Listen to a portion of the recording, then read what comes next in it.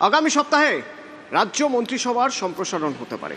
তো এখানে অত্যন্ত গুরুত্বপূর্ণ যে কারা কারা কোন দপ্তর পাবেন, কে কে মন্ত্রী হবেন, এই মন্ত্রিসভায় কোন কোন বিষয়ের উপর গুরুত্ব দেওয়া হবে, কোন জায়গায় সবচেয়ে বেশি জোর দেওয়া হবে, কে কোন দপ্তর সামলাবেন, কি আভাস পাচ্ছি এখনো পর্যন্ত। আমার সঙ্গে সরাসরি নিউজ রুম থেকে অয়ন ভট্টাচার্য রয়েছেন। অয়ন, কি জানতে পারছি আমরা? দেখো, এখনো পর্যন্ত আমাদের কাছে খবর যে আগামী সপ্তাহে সোমবারেই হয়ে যেতে পারে শুভেন্দু অধিকারীর মন্ত্রিসভার সম্প্রসারণ। এবং তুমি যেটা বললে না, কোন কোন জায়গাকে গুরুত্ব দেওয়া হবে, প্রত্যেকটা জেলাকে গুরুত্ব দেওয়া হবে। প্রত্যেক জেলা থেকে প্রতিনিধিত্ব থাকবে মন্ত্রিসভায়, শুভেন্দু অধিকারীর মন্ত্রিসভায়।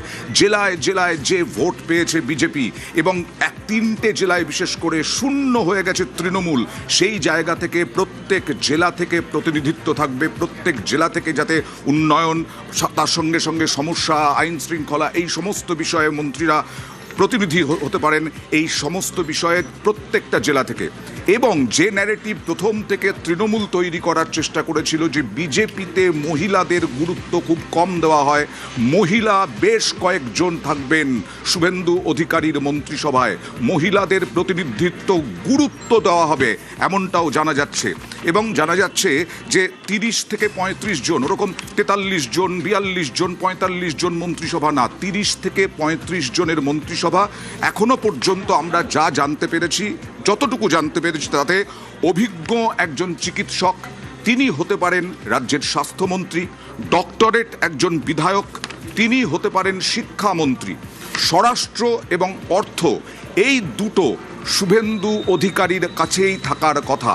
অর্থাৎ সামনের যে মন্ত্রিসভা সম্প্রসারণ, সেই সম্প্রসারণে গুরুত্বপূর্ণ হচ্ছে প্রত্যেক জেলাতে প্রতিনিধিত্ব এবং তার সঙ্গে মহিলা, অনেক মহিলা। এই ইতিমধ্যে তো তুমি জানো অগ্নিমিত্রা পলকেও প্রচুর দেওয়া হয়েছে, অগ্নিমিত্রা পালকে অনেকগুলো দফতর দেওয়া হয়েছে, আরও মহিলা অন্তর্ভুক্ত হবে বিধায়ক।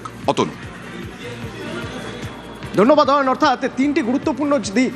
প্রথমত হচ্ছে সব জেলারই যাতে প্রতিনিধি থাকেন মন্ত্রিসভায়, সেদিকটা নিশ্চিত করা।